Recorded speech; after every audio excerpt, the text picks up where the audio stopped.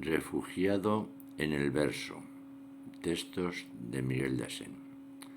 Acariciar un sueño solamente, como dedos que el destino abrazasen, como brasas de esperanza que abrasen, calentando la frialdad del presente.